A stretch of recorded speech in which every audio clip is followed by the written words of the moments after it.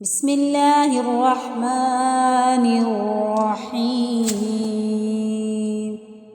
الحاقة ما الحاقة وما أدراك ما الحاقة.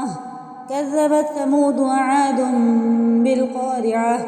فأما ثمود فأهلكوا بالطاغية وأما عاد فأهلكوا بريح صرصر عاتية سخرها عليهم 7 ليال و8 أيام حسوما فترى القوم فيها صرعا كأنهم أعجاز نخل خاوية فهل ترى لهم من باقية.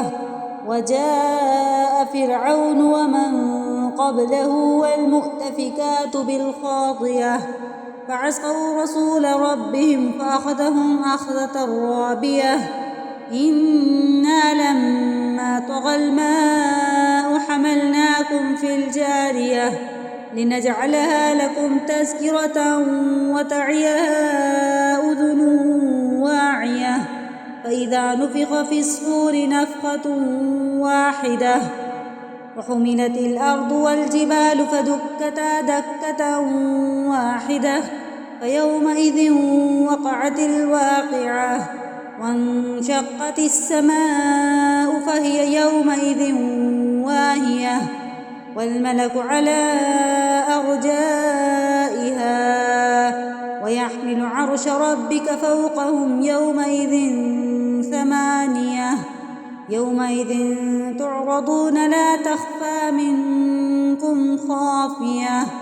فأما من أوتي كتابه بيمينه فيقول هاؤم اقرءوا كتابيه إني ظننت أني ملاق حسابيه.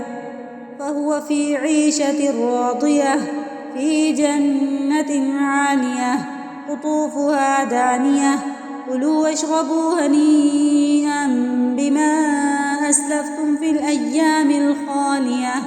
وأما من أوتي كتابه بشماله فيقول يا ليتني لم أوت كتابيه ولم أدر ما حسابيه. يا ليتها كانت القاضية ما أغنى عني ماليه هلك عني سلطانيه خذوه فغلوه ثم الجحيم صلوه ثم في سلسلة ذرعها 70 ذراعا فاسلكوه إنه كان لا يؤمن بالله العظيم ولا يحض على طعام المسكين فليس له اليوم هاهنا حميم ولا طعام إلا من غسلين لا يأكله إلا الخاطئون. فلا أقسم بما تبصرون وما لا تبصرون إنه لقول رسول كريم وما هو بقول شاعر قليلا ما تؤمنون ولا بقول كاهن قليلا ما تذكرون. تنزيل من رب العالمين.